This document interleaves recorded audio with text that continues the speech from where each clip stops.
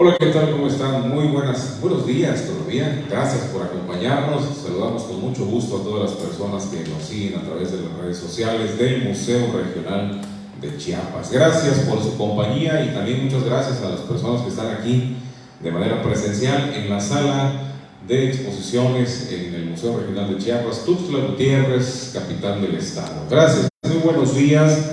Continuamos con muchísimo gusto con el ciclo de conferencias que acompañan a la exposición Bonampak, una historia en construcción. Recuerden que pueden visitarla de martes a domingo de 9 de la mañana a 6 de la tarde en las instalaciones del Museo Regional en la sala de exposiciones temporales. Y este ciclo ha resultado muy interesante, temas muy pertinentes, temas que nos llevan con más profundidad al estudio, al entendimiento de lo relacionado con Bonampak. Hoy tenemos un tema muy especial, pero también tenemos ponentes muy especiales. Me da mucho gusto recibir a los doctores Josué Lozada Toledo y Alejandro Tobalín Ahumada, para quien les pido yo un fuerte aplauso de entrada, por favor. Gracias. Bienvenidos. Hoy van a darnos un análisis de un tema muy interesante: las propiedades simbólicas de la piedra verde en contextos especiales de Bonampak y la Canja, Chiapas. Esperamos que sea de sumo interés para todos ustedes, así será desde luego. Y rápidamente voy a leer la semblanza de cada uno de los expositores de esta mañana. El doctor Josué Lozada Toledo es doctor en Arqueología por la Escuela Nacional de Antropología e Historia de la Ciudad de México. Es profesor investigador titular B en la Dirección de Estudios Arqueológicos del INA. Es candidato a nivel 1 en el Sistema Nacional de Investigadores del Consejo Nacional de Ciencia y Tecnología, el CONACYT. Es profesor de las asignaturas del Patrimonio Turístico de México, Estrategias de Gestión del Patrimonio Cultural y Arqueología y Turismo Cultural en el CIDES. Ha sido director de Patrimonio e Investigación Cultural en el Consejo Estatal de Cultura, director de la Facultad de Humanidades de la Universidad de Ciencias y Artes de Chiapas. Actualmente, Josué Lozada dirige el proyecto arqueológico Aplicación de Técnicas Arqueométricas en el Estudio del Arte Rupestre de la Selva Lacandona y es codirector del proyecto de catalogación, registro y análisis arqueométrico de los artefactos de Yaxchilán. También nos acompaña esta mañana Alejandro Tobalín Ahumada, arqueólogo por la Escuela Nacional de Antropología e Historia, químico farmacéutico, biólogo por la Facultad de Química de la UNAM, maestro en Historia en el programa conjunto de la UNACH y la UNICACH, y actualmente doctor en formación en Ciencias Históricas por la Universidad de Ciencias y Artes de Chiapas. Laboró como químico en el Instituto Nacional de la Nutrición, como arqueólogo en el Centro Regional INA en el Estado de México, después en la Dirección de Arqueología del Instituto Mexiquense de la Cultura. Es profesor de investigación científica del Centro INA Chiapas, actualmente con la categoría de titular C. Especializado en arqueología maya, especialmente de la cuenca del río Sumacinta. Ha participado en proyectos como de Yaxchilán, Palenque, Cobá, Xcaret en Quintana Roo y Malinalco y Tenayuca en el Estado de México. Ha dirigido proyectos arqueológicos importantes: las Pisagua en el Estado de Chiapas, el rescate arqueológico Ejido Cuauhtémoc en Suchiate, la Canja en Ocosico, y actualmente dirige los proyectos arqueológicos de Bonampak, Coloquín, este último en codirección con el doctor Alejandro Cheseño. Ha elaborado guiones científicos y museográficos, más de 10 exposiciones aquí en el Museo Regional, y ha participado en múltiples congresos y reuniones científicas. Le suma sobre las propiedades simbólicas de la piedra verde en contextos especiales de Bonampak y la Canja en Chiapas. Entonces, bueno, yo esta primera parte haré una introducción para cederle después al doctor Josué Lozada el micrófono. Y bueno, pues tenemos ya la mayor parte sabe dónde está ubicado Bonampak, en el extremo este de la cita, unos 26 kilómetros al noreste de Bonampak y la Canja, junto con Piedras Negras, que está también sobre el río Usumacinta, pero unos 60-70 kilómetros río abajo. Actualmente pertenece a Guatemala. Estas dos ciudades fueron las hegemónicas, las que controlaron en buena medida toda la cuestión económica, tuvieron un papel importante políticamente hablando en la alianza o imposición de gobernantes en todos estos asentamientos que he mencionado del río Lacajá, entre otras áreas, ¿no? Bueno, este es más o menos, y bueno, la región, vemos el río Lacajá, entre el sitio de Lacajá y Bonampak, ahí van bajando hasta unirse con el río Lacantún en la parte baja del mapa, el cual a su vez derrama sus aguas ya en el Usumacinta. Bueno, la Piedra Verde, durante muchos años se le ha llamado jade, ¿no? Posteriormente jadeíta, de una manera genérica a todos estos materiales hechos de minerales de piedra de color verde, verdosa, que varía sus tonos de colores muy claros a muy intensos, ¿no? Pero pues conforme ha pasado el tiempo, los estudios mineralógicos también se han realizado desde el punto de vista de la arqueología, pues también se ha determinado que el término jade es incorrecto, porque pues más bien se refiere al que procede de Asia, ¿no? China, por ejemplo, es un jade de un color verde muy vistoso, muy vivo, pero que sus componentes en cuanto a minerales varían. Entonces aquí en América, específicamente en el área de Mesoamérica, pues lo que tenemos son este tipo de minerales que tienen cierto parentesco con el jade, pero hay estas pequeñas diferencias y por lo cual se denomina jadeíta.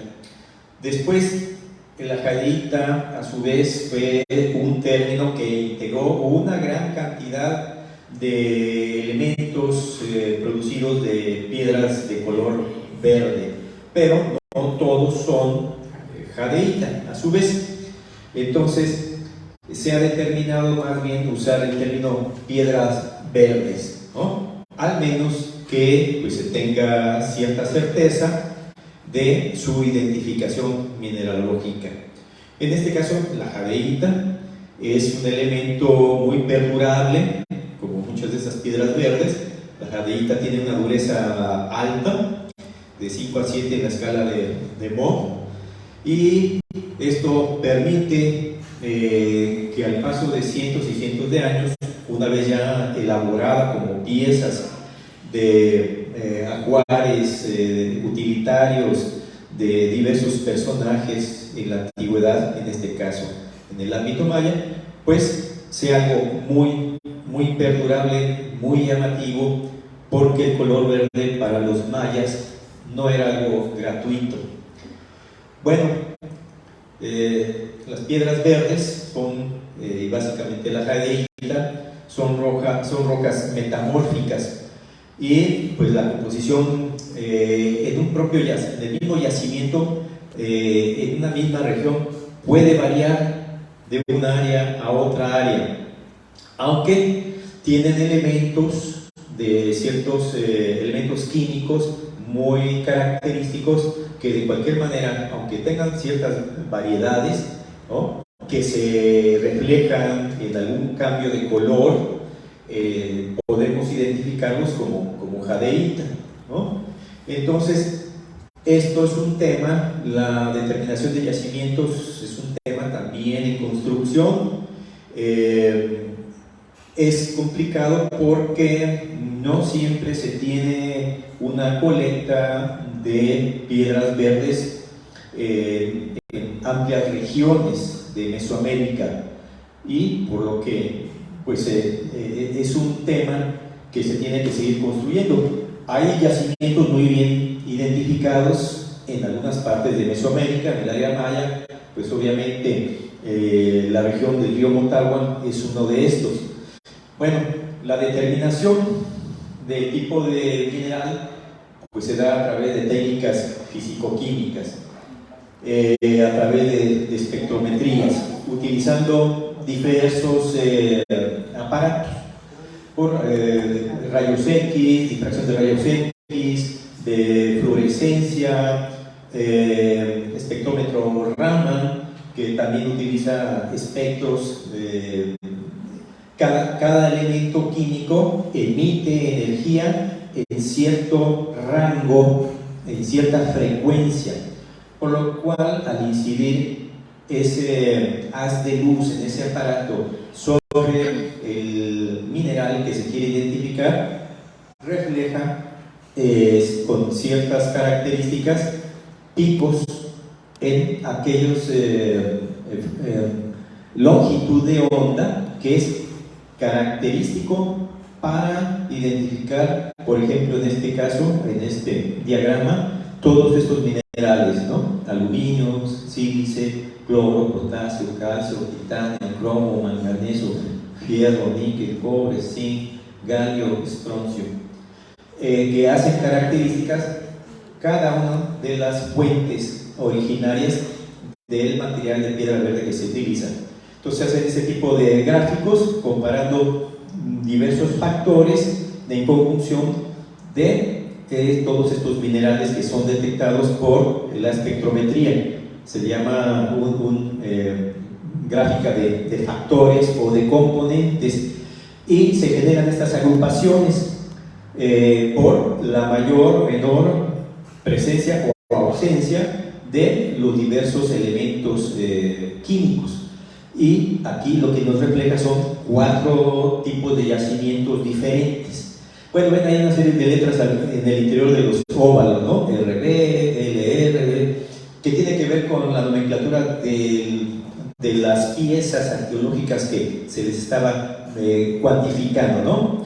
Entonces, eso puede ya determinar. Además, como se hace comparación con yacimientos ya conocidos, por ejemplo, del río Motagua, como decíamos, ¿no? Del valle del río Motagua, estos también se colocan en este tipo de gráfica. Por ejemplo, en este caso, el óvalo superior es el que corresponde al río Motagua. Entonces, todos los elementos de las piezas que fueron cuantificadas a través de esas técnicas que caen en esta región, pues obviamente proceden de ese yacimiento. Sin embargo, hay otros yacimientos que no están identificados físicamente su lugar de procedencia. Así que es un tema todavía pues, muy amplio, ¿no? Para poder determinar dónde proceden otros tantos campos de producción. Bueno, como decíamos aquí en este mapa, pues vemos en la parte del río Motagua, en Guatemala, esa franja verde que es donde se ha determinado la presencia de jadeíta, ¿no? Hay zonas de explotación, y además ya diversos estudios arqueológicos realizados.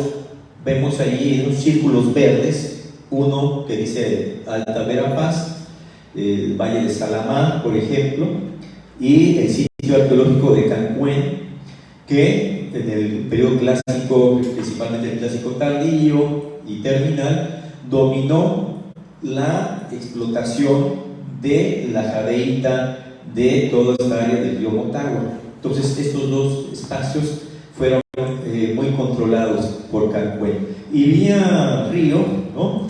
De ahí pues se podía transitar a otras tantas regiones del área maya, ¿no? También vemos ahí, pues obviamente en círculos azules, 4 sitios importantes, Palenque, Calakmul, Tikal, Copán, como fuertes consumidores de esta producción de jadeíta. En Cancuén se han encontrado una buena cantidad de talleres, por lo que se piensa que ahí es donde llegaba todo este mineral, el bruto, se transformaba, se generaban diversos tipos de piezas y ya se comerciaba con ellos con ciertos sitios como estos. Pero claro que no son los únicos donde hay jadeíta, ¿no? Ni otros tantos productos de otros minerales, pero estos son los puntos principales a partir de donde también se redistribuían. Y bueno, aquí en este mapa de elevación digital, pues vemos una posible ruta que ya con Josué, servidor, hemos realizado en años anteriores una propuesta para ver cómo desde Cancuén, en la parte inferior derecha, se transitaba por el río de la Pasión, pasaba por ciertos asentamientos importantes mayas, como Ceibal, entre otros, toda la región del Petech Batún, que está en el lado de Guatemala, altar de sacrificios, ya casi en la frontera con México y con el Usumacinta, y por ahí se transitaba ya por el propio río Usumacinta para llegar hasta Yaxchilán.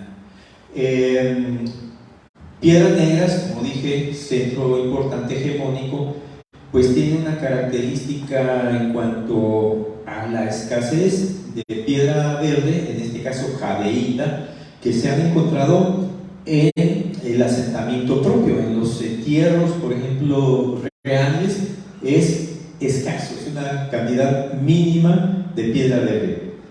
Hay quien propone que pues estaba cortado, digamos, el paso al tránsito libre de esta piedra verde desde Cancuén por el río Usumacinta, ya que Yaxchilán tenía el paso intermedio y este tenía el control. Yaxchilán pues tiene una cantidad más significativa de piedra verde.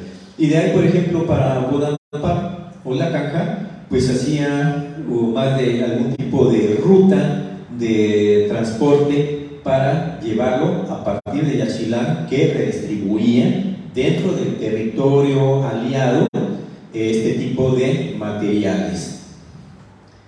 Y bien, le damos la palabra al doctor Josué Lozada.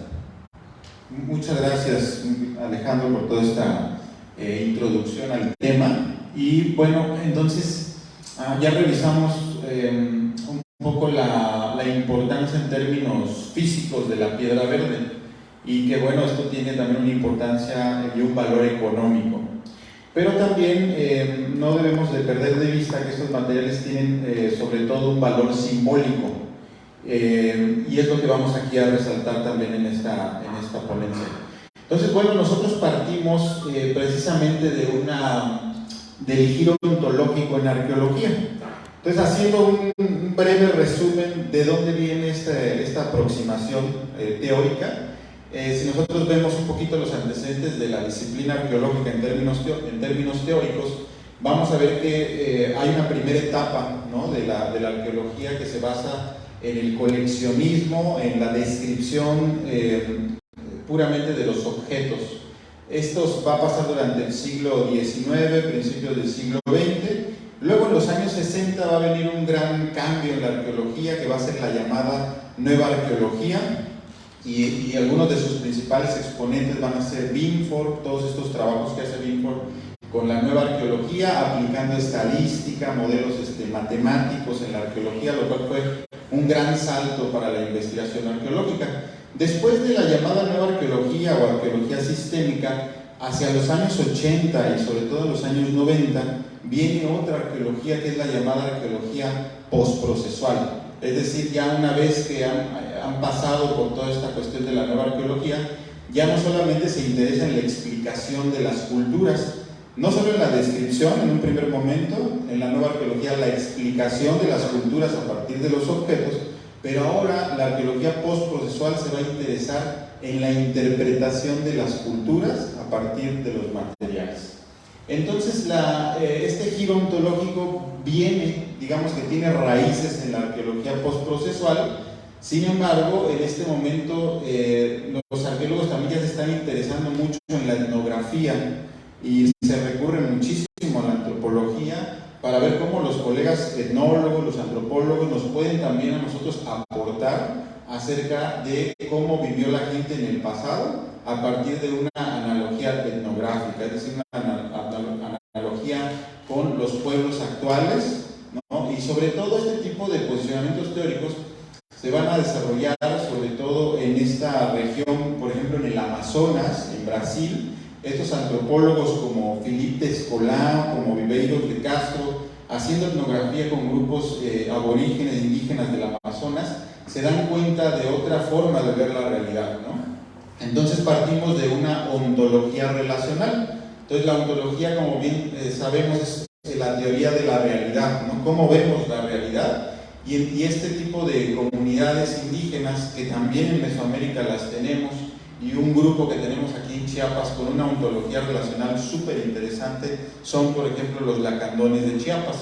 Con esa ontología relacional ellos ven el mundo a partir de las relaciones que se van generando entre personas humanas y personas no humanas. Es decir, también se les da condición de persona a ciertos animales, a ciertas plantas, a ciertos objetos, ¿no? Que tradicionalmente los arqueólogos los habíamos clasificado como vasijas. Pues bueno, resulta que para estas culturas son dioses, son personas y tienen agencia, tienen la capacidad de actuar y de generarnos y de afectarnos también a nosotros como personas humanas.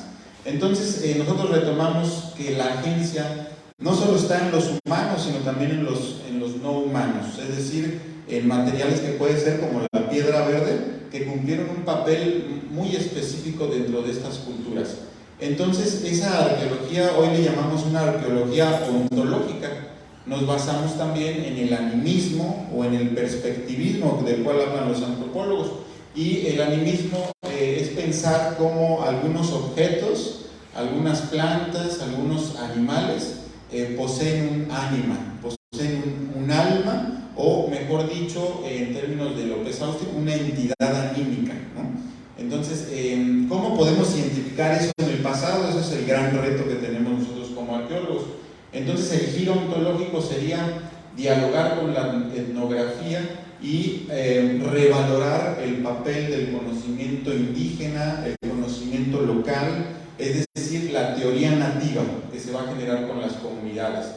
También entramos dentro de una categoría de análisis que es el personhood, y el personhood sería la traducción más cercana, sería algo así como la personalidad, es decir, la condición y estado de ser persona en el pasado. ¿Quiénes podían ser personas en el pasado, entre los mayas del periodo clásico tardío? Pues no solo los mayas, estamos viendo que ciertos edificios podrían ser personas, ciertos objetos también, y podrían entonces acompañar a los muertos mediante ciertos rituales específicos.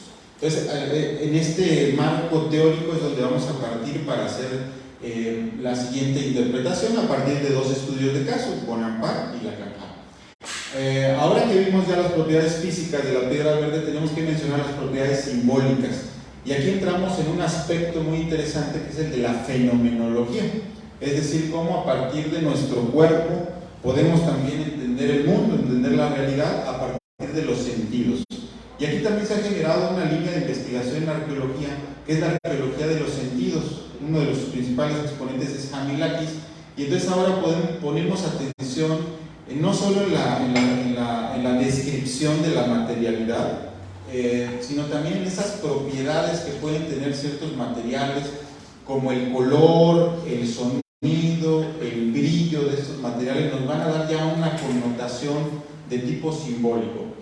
Y si hablamos entonces de la piedra verde, pues tenemos que ver que el brillo, el lustre de esta piedra es interesante, que se va a mantener casi intacto a través del tiempo, y como ya mencionó Alejandro, por la dureza de este material llega a tener una gran permanencia a través del tiempo. El color es importantísimo, y si nos ponemos a ver entre los mayas cómo se le denomina el color verde, pues resulta que es el color yash, y para los mayas el yash no solo es el verde, sino también es el azul, que refiere a un centro, que refiere a la vida, lo perenne y lo sagrado. Si nos ponemos a ver un poco los rumbos del universo y los colores al que corresponden en la cosmovisión maya, vamos a ver que en el norte está el color blanco, que es Sac, en el sur está el color amarillo, que es Can, en el este está el color rojo, que es Sac, y en el oeste está el color negro, que es el Ic. Y el como quinto rumbo del universo que tienen los mayas es el centro, y el centro va a ser el Yash, que es tanto el verde como el azul.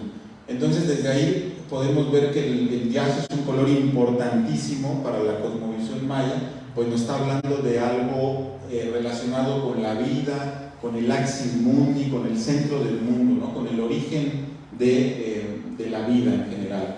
Ahora el jade también, o la piedra verde, va a tener propiedades acústicas muy especiales que ya han sido analizadas por otros investigadores, y creemos también que entonces el sonido que podía producir, por ejemplo, un brazalete de piedras verdes o un collar de piedras verdes, podría ser algo interesante en términos simbólicos para los antiguos mayas, que evocaban sonidos similares al viento, y que pueda incluso evocar también la comunicación con los ancestros.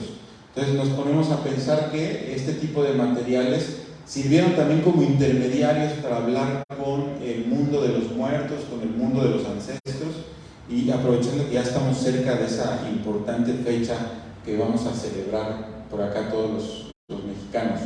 Entonces ya entendimos que ciertos recursos, lo que denominamos recursos en la actualidad, en el pasado no solo tuvieron un valor económico, sino también un valor simbólico. Si hablamos en términos económicos, podemos decir que la piedra verde estaba ligada a la élite, porque la estamos encontrando sobre todo en contextos de élite, en tumbas, al interior de ciertos edificios monumentales del periodo clásico tardío sobre todo, aunque los tenemos también de momentos previos y también posteriores, pero en general va a ser un símbolo de prestigio. Aquí tenemos tres ejemplos. A la izquierda podemos ver la máscara de Pacal, de Palenque. Al centro podemos ver la máscara de la Reina Roja, también en Palenque, y a la derecha podemos ver el collar del entierro del cuarto 2 del edificio de las pinturas de Bonampak. Entonces lo que podemos ver ahí es un sistema de reciclaje que también se hizo en tiempos prehispánicos. Tradicionalmente, digamos de manera clásica, nosotros podíamos leer esto como un indicador limitado de recursos y que se está aprovechando al máximo la piedra verde. ¿Qué queremos decir con ese reciclaje? Que, por ejemplo, si hacemos un acercamiento a la máscara de Pacal o la máscara de la Reina Roja, vamos a ver que está formada por teselas de piedra verde, pero que estas teselas fueron parte de otros artefactos. Es decir, por ejemplo, pendientes, ahí tienen algunas perforaciones y podemos acercarnos más, vamos a ver ciertos pendientes que van a ser incorporados dentro de la máscara, ciertos fragmentos de orejeras que también fueron incorporados dentro de la máscara. Entonces tradicionalmente se veía como, bueno, aprovechemos todo, ¿no? Los mayas están aprovechando todo porque tenían muy poco acceso a este recurso que venía desde muy lejos, lo cual pues resultaba una interpretación pues bastante funcional, ¿no? Nos convencía, pero ahora también estamos pensando en qué implicaciones simbólicas tendría más bien meterle un fragmento de un pendiente, meterle un fragmento de una cuenta o de una orejera dentro de la máscara de una importante figura o de un importante gobernante. Entonces aquí ya estamos hablando no solo de un indicador limitado, sino más bien una cuestión totalmente intencional, donde se están reciclando amuletos o joyas de la familia que pudieran entonces pertenecer a los ancestros. Entonces estamos haciendo una figura, un artefacto tan importante como puede ser una máscara, pero es una máscara compuesta por joyas de múltiples generaciones, de muchos ancestros que se están entonces integrando a un solo elemento como es la máscara. La máscara en sí de piedra verde tendría entonces la función de retener la entidad anímica de la persona al momento de la muerte. Y de ahí entonces la importancia que nosotros estamos encontrando en términos simbólicos.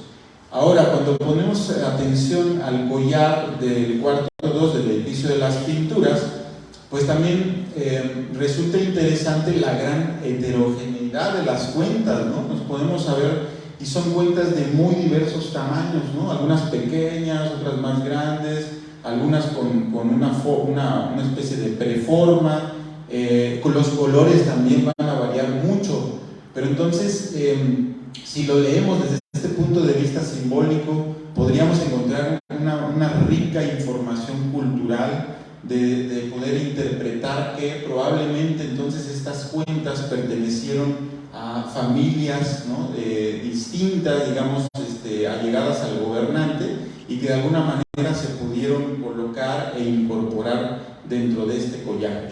Y así podemos hacer también analogías etnográficas con lo que está pasando en otros lugares del mundo, en comunidades indígenas, donde también se hace como esta recolección de cuentas para incorporarlas en otros elementos, ¿no? Entonces no resulta algo, digamos, descabellado poder hacer esta clase de interpretaciones.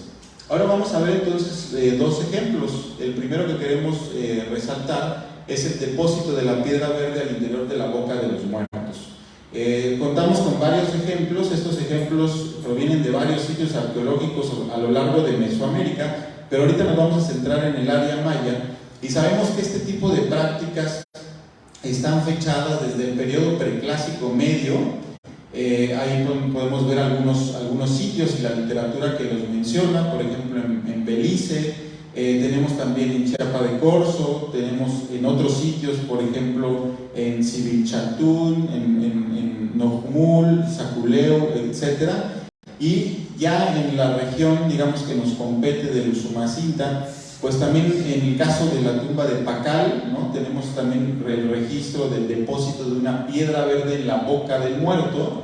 En Piedras Negras también se ha visto esa práctica, aunque cabe resaltar que Piedras Negras, lo que sí evidencia el registro arqueológico es una poca presencia de piedra verde, y de hecho es interesante que en algunos de los entierros se está encontrando, por ejemplo, cuentas de cerámica, bolitas de cerámica pintadas de color verde, que son incorporadas dentro de un collar, a falta también, quizá en este caso sí en términos económicos, a falta del recurso o la limitación o el acceso a este recurso.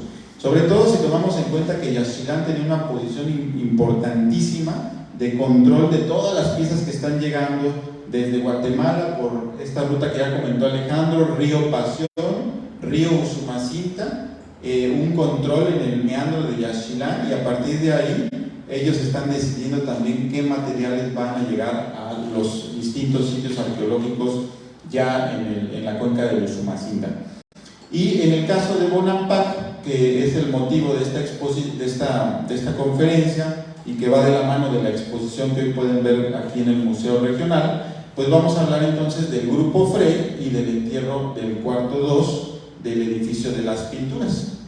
Pero para ello quisimos también buscar algunos datos etnohistóricos para poder reforzar un poco más esta interpretación. Y vamos a ver que los cronistas españoles en el área maya mencionan varias cosas acerca de esta práctica de depositar la piedra verde en la boca de los muertos.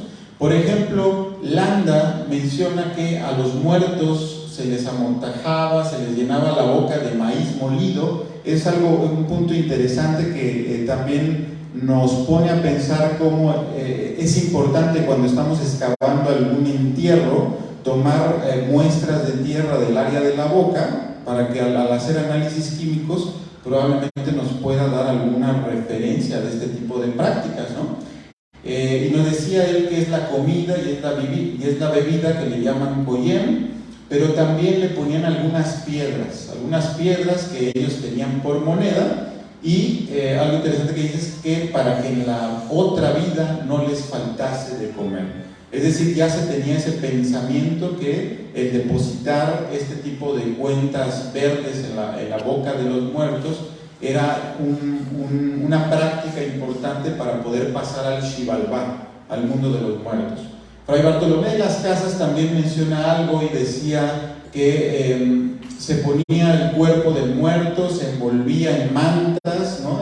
De 15 a 20 mantas, muy bien tejidas, y le metían una piedra en la boca, esmeralda, dice, de valor, que los indios llamaban chalchihuitl, y chalchihuitl es el chalchihuite, dice, es decir, la piedra verde.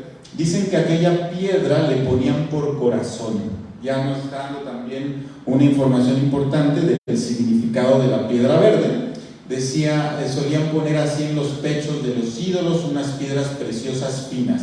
O sea, no solo en las personas, sino también en las figurillas de cerámica, por ejemplo, se les incorporaba este tipo de piedras, nos dice Fray Bartolomé de las Casas, porque era como una especie de corazón para a estos materiales, que si seguimos esta teoría del personhood que les hablaba hace un momento, pues también tenían la condición de ser personas o ser deidades, tenían vida en estos contextos relacionales. Entonces, cuando alguien moría, se les ponía esta piedra preciosa en la boca, que era cuando quería expirar, en la cual creían que le tomaban el ánima, y en expirando con ella muy livianamente le refregaban el rostro, dice. Entonces, el tomar aquel resuello, ánima o espíritu y hacer aquella ceremonia y guardar la dicha piedra era su principal oficio, y la tenían las personas principales del pueblo, etc. Entonces, bueno, más o menos es lo que quisimos ahora resaltar en esta cita, cómo estos dos cronistas registraron bien esa práctica que se estaba dando ya en tiempos coloniales, en el periodo colonial temprano, lo cual nos habla entonces de un ritual de larga duración, ¿no? Que está empezando desde el preclásico y que persiste todavía en tiempos coloniales. Jiménez también en Guatemala también menciona que cuando el enfermo llegaba a la muerte, la primera cosa que se le ponía en la boca después de muerto era una piedra preciosa, y esta era para que recibiese su ánima. Nos dice que el ponerle aquella piedra en aquella coyuntura y tomarle aquel espíritu o resuello era un oficio de por sí y muy principal, de manera que en el pueblo el más noble lo había de hacer, y esa era en casa del rey o gran señor el más privado. Dice, la piedra era guardada con gran cuidado de la misma persona, por ello era tenido con gran reverencia de todos, y a la piedra después salían a ciertos tiempos a ofrecer sacrificios.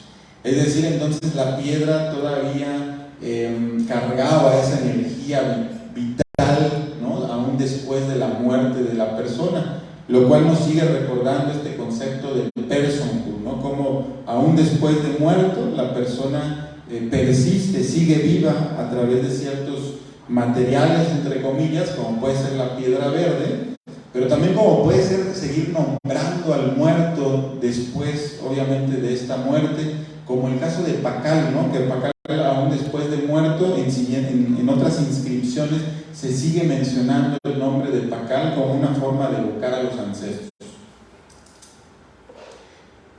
Y lo que tenemos entonces en Bonampak como el registro de estas prácticas funerarias, pues bueno, es el depósito de una piedra verde en la boca de los muertos, ¿no? En la boca en este caso, como pueden ver en la exposición, podrán visualizar el entierro del cuarto 2 del edificio de las pinturas, donde se encontró esta cripta muy interesante, y se logra ver un poco ahí la imagen ya de los huesos, cómo está depositado este entierro. Y lo que llama la atención entonces es en el área del rostro. Si hacemos un pequeño acercamiento, vamos a ver cómo fue localizado, además de las cuentas que forman parte del collar y además de las orejeras. Si ponemos atención al centro, en la boca, en la parte, digamos, donde está la mandíbula inferior, se encontró una pequeña piedra, una pequeña cuenta verde, que es la número 36 que ustedes ven ahí en este dibujo, y entonces eso nos hace pensar nuevamente la importancia que tiene hacer un buen registro al momento de hacer una excavación, ¿verdad?, en entierro, de manera que tal cual lo hicieron aquí los colegas del proyecto Bonampak, pues se empieza a numerar cada una de estas cuentas, ¿no?, de manera muy sistemática, y entonces de esa manera, al hacer un dibujo y un buen registro fotográfico, pues podemos darnos cuenta de este tipo de prácticas, ¿no?, de depositar esta cuenta en la boca de los muertos. Tenemos que ser muy específicos en cuanto a los dibujos, las dimensiones, etcétera, porque si no lo hacemos adecuadamente podríamos confundirlo como si fuera parte de otro elemento, como una cuenta que quizá resbaló, etcétera. Pero aquí al parecer sí se trata de una cuenta intencionalmente depositada en la boca del muerto. Otro ejemplo que se tiene en Bonampak es el caso del grupo Frey, y en esta nuevamente se una funeraria de depositar una piedra verde en la boca de los muertos. En este caso no se trata de una cuenta globular, sino más bien se trata de una cuenta tubular, que lo pueden ver ahí está la parte de la mandíbula, y adentro está este tubo o esta cuenta tubular de piedra verde, que probablemente fue depositada con estos fines que a la teología del personhood también podemos notar que ciertos edificios también pudieron haber sido concebidos como personas, como entidades vivas que tenían agencia. Y algunos ejemplos, bueno, dos ejemplos vamos a mencionar el día de hoy. En este caso ya nos vamos a trasladar al otro sitio, que es la Canja, y vamos a hablar de del contexto arqueológico que se localizó en el edificio 1 o edificio de las columnas y en el edificio número 2.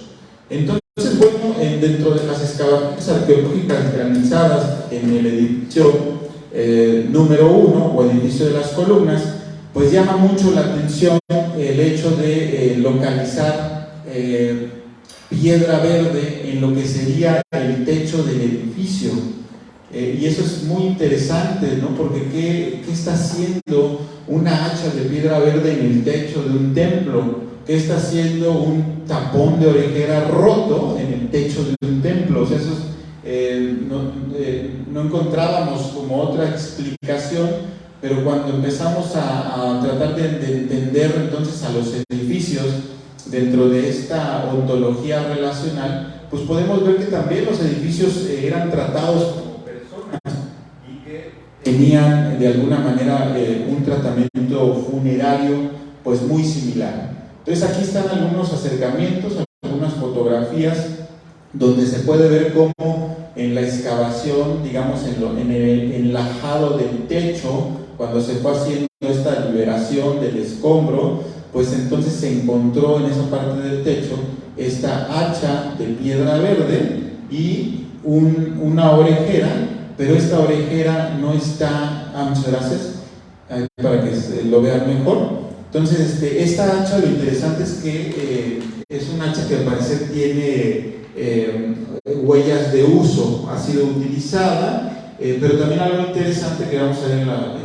posteriormente es que tiene restos de pintura roja, probablemente cinabrio. Entonces a la misma piedra verde se le está dando un tratamiento funerario, y si nosotros recordamos el cinabrio depositado en los entierros mayas, también era una práctica hasta cierto punto común y que tenía la función de representar la energía vital del muerto que iba a necesitar para hacer el paso al Xibalbá. Entonces no solo a los muertos se le está dando, a las personas humanas se les está dando tratamiento funerario, sino también a ciertos artefactos que los van a acompañar. En el caso, si podemos mencionar el mismo entierro del edificio de las pinturas, vamos a ver también un cuchillo de pedernal que fue quemado, ¿no? Entonces el hecho también de quemar los cuchillos era como una forma de darle un tratamiento funerario a los objetos, entre comillas objetos, porque para ellos probablemente fueron personas, y de esa manera pudiera acompañar al muerto en el Xibalbá. Entonces lo mismo está pasando aquí con este edificio, se le está depositando algunos artefactos, y en el caso de la orejera es una orejera que está intencionalmente rota.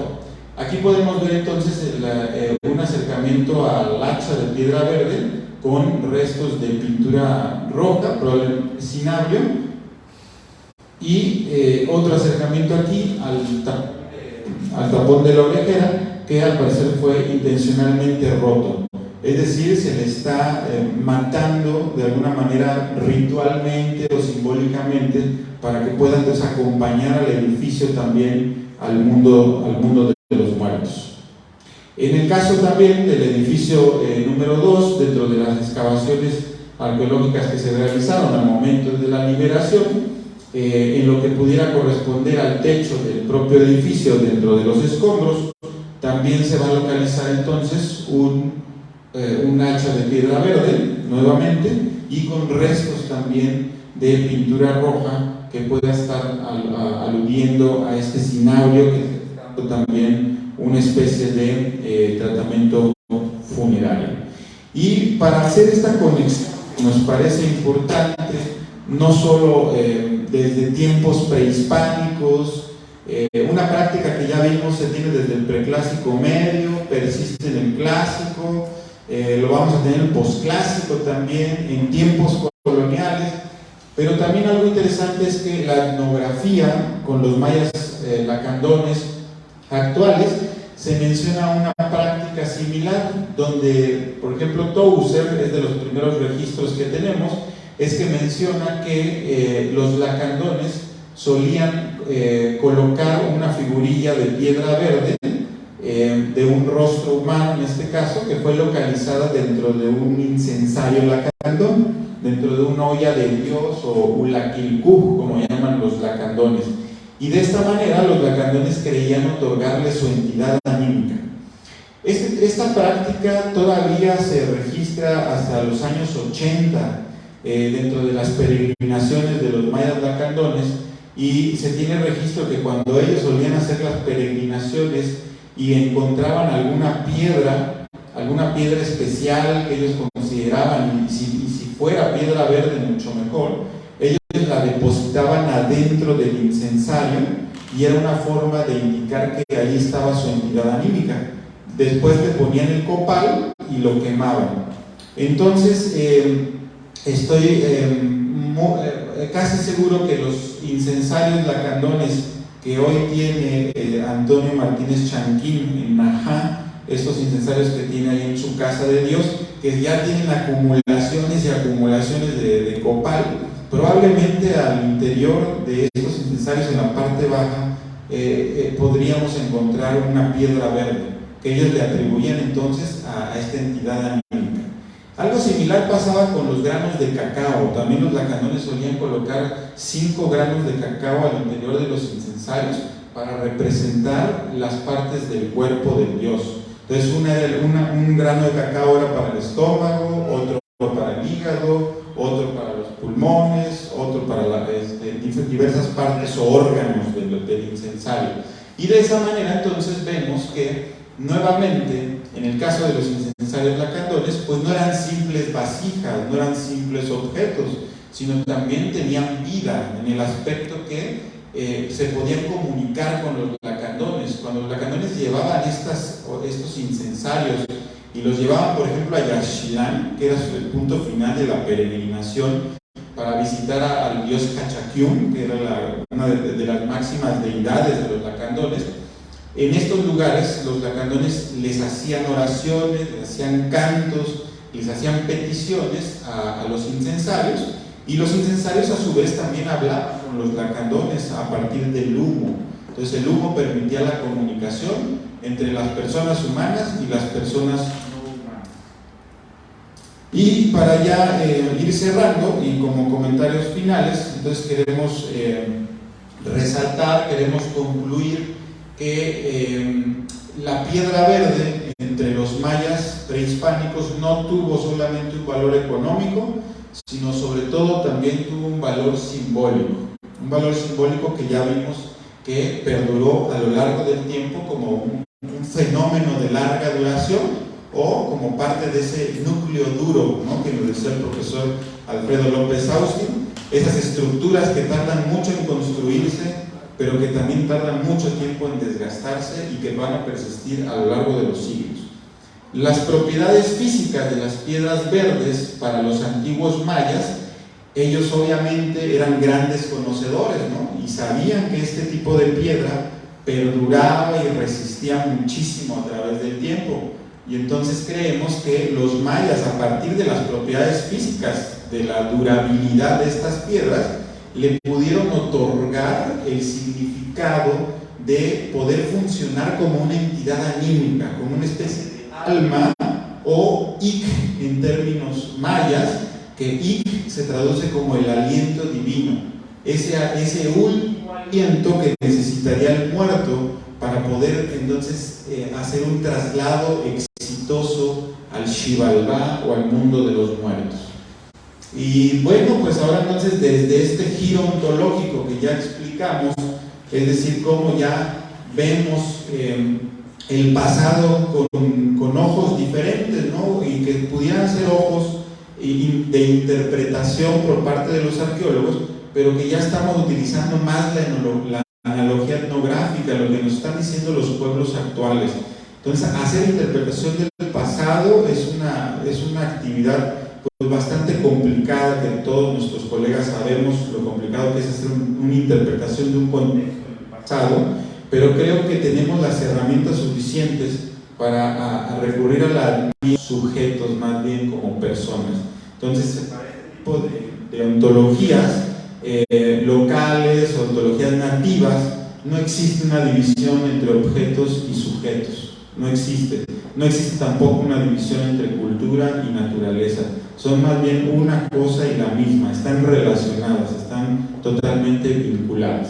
Entonces los edificios 1 y 2 de la Canja, a través de esta perspectiva que les estamos presentando, pudieron funcionar y pudieron ser considerados como personas dentro de esta ontología relacional, y necesitaron entonces de la piedra verde depositada en el techo de los edificios como una forma de atribuirle durabilidad y permanencia a la construcción a través de dotarle una entidad anímica al propio edificio. Y esto no solo lo tenemos en la Canja y en Bonampak, podemos también revisar lo que se tiene en Palenque. Por ejemplo, en el Lacandón se registra al centro de un juego de pelota una laja, y debajo de esta laja hay una cuenta de piedra verde. Entonces esto nos invita a poder como reflexionar en los datos que estamos encontrando en campo para poder entonces hacer otro tipo de interpretaciones, o incluso revisar los viejos informes, ¿verdad?, de otras excavaciones arqueológicas que se han hecho en la antigüedad, y poder entonces hacer nuevas interpretaciones con nuevas perspectivas de investigación. Pues eso es todo, y muchas gracias por su atención.